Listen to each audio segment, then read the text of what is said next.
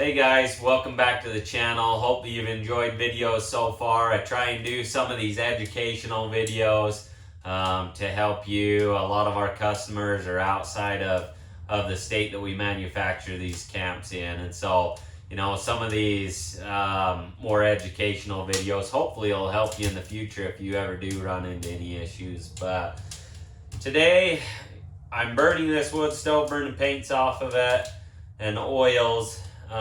But as I was doing that, I got in here and I turned on the furnace.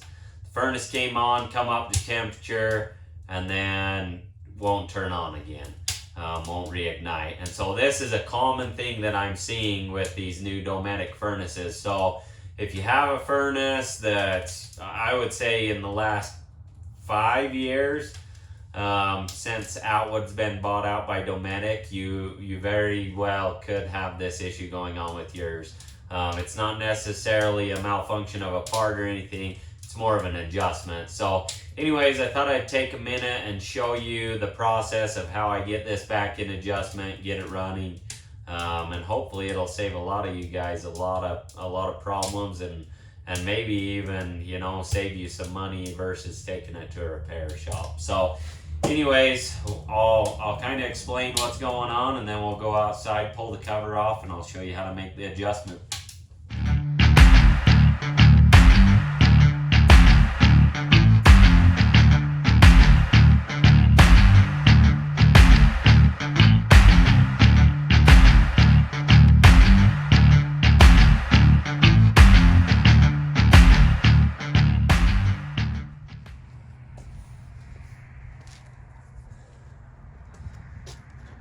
Alright guys, so I've come to the exterior of the camp.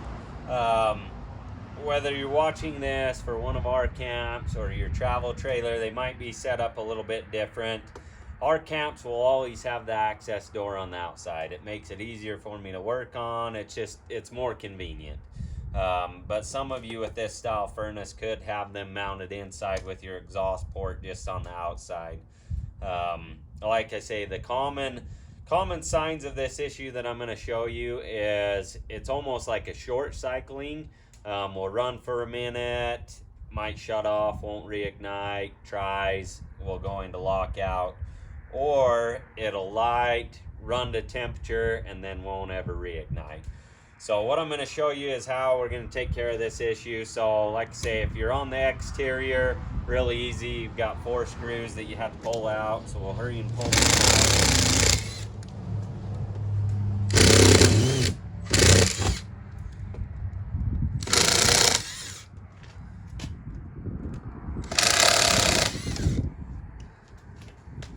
Okay, once you get those 4 screws out, you don't necessarily have to take this burn tube off. If the furnace has been running, this is going to be hot, so be careful of that. Pull that cover off. Okay, I'll grab the camera and I'll show you a close-up of what I'm going to do here. But this is going to give you access to everything that you need to get in there. So let me grab the camera and I'll show you how to adjust this.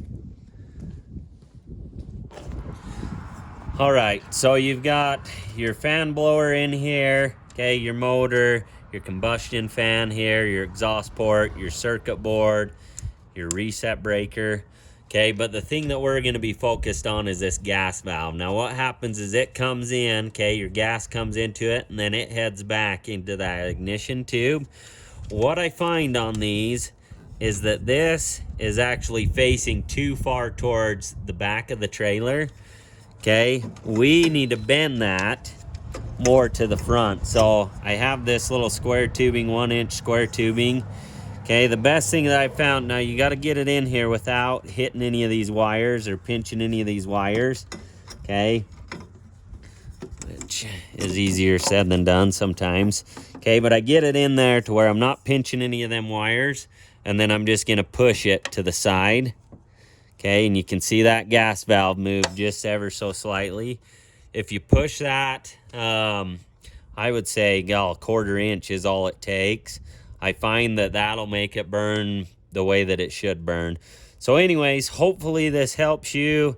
If it doesn't change anything, let me know in the comments, and I'll try and point you in a direction that should help you. So anyways, that's just kind of a simple trick that I've learned through working on these furnaces. So hopefully that helps. While I've got you, maybe I'll throw this back together and we'll just fire it up just to make sure. I will tell you, if you try and fire this up without having this exhaust on, it's not going to run. So make sure you get it put back together. I know it's a pain in the butt just to pull it apart if you didn't get it quite enough. But you'll want to put that back together so that you can try it. So I'm going to go in, turn on that thermostat, and make sure it fires up.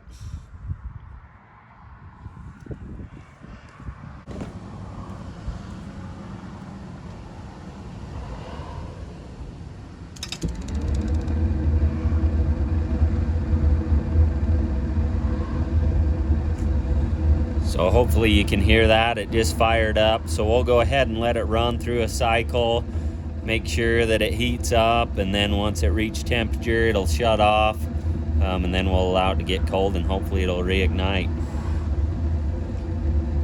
Well, guys, what do you think? Simple enough? If nothing else, it's worth a shot.